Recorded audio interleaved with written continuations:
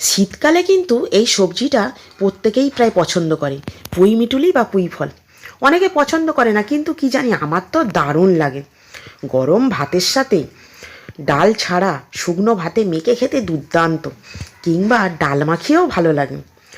তো আমি এখানে পুঁই মিটুলি কুচি কুচি করে নিয়েছি, ছোটো সাইজ করে কেটে। তার সাথে মূলো, মোটা মোটা করে আলু, আর একটু মিডিয়াম সাইজের চিংড়ি মাছকে বেছে ধুয়ে রেখেছি। এবার একটু নুন হলুদ মাখিয়ে নিচ্ছি। এই তরকারিটা আমাদের বাড়িতে কিন্তু প্রত্যেকে পছন্দ করে। আর এই মিটুলির তরকারির নানান ভ্যারাইটিস আছে। আমি আজকে মূলো, আলু আর চিংড়ি মাছ দিয়ে বানাচ্ছি। এই মিটুলিটা আবার কড়াই শাক দিয়ে কিন্তু দুর্দান্ত লাগে। সেই রেসিপিটাও কিন্তু একদিন দেখাবো। তো আজকে চিংড়ি মাছ দিয়ে দেখাচ্ছি, এটাও দুর্দান্ত খেতে। তো চিংড়ি মাছগুলো ভাজা হয়ে গেল। এবারে ওই কড়ার মধ্যেই আরেকটু পরিমাণে সর্ষের তেল দিয়ে দিলাম। এবার সর্ষের তেলের মধ্যে আমি 5 ফোড়ন দিয়ে দিলাম, আর 2টো কাঁচা লঙ্কা।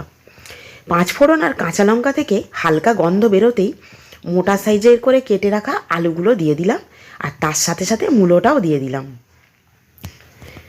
মূলো আলুটা ভাজতে ভাজতে এর মধ্যে একটা মিডিয়াম সাইজের পেঁয়াজকে কুচি করে দিয়ে দিচ্ছি।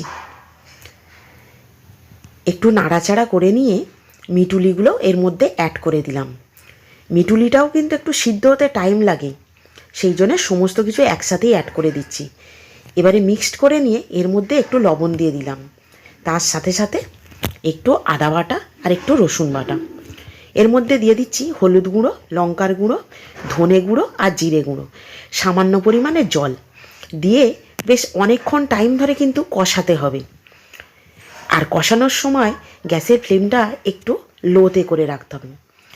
বেশ কষাতে কষাতে কালারটা দুর্দান্ত হয়েছে।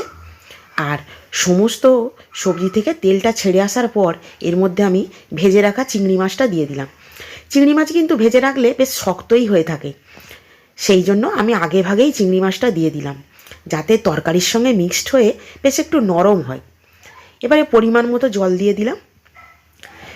বেশ মিনিট 15 পর জলটা একদম শুকনো হয়ে গেছে, আর তরকারির কালারটা দুর্দান্ত হয়েছে। তো এই ভিডিওটা যদি ভালো লাগে, রেসিপিটা বাড়িতে বানাবেন আর কেমন হয়েছে জানাবেন।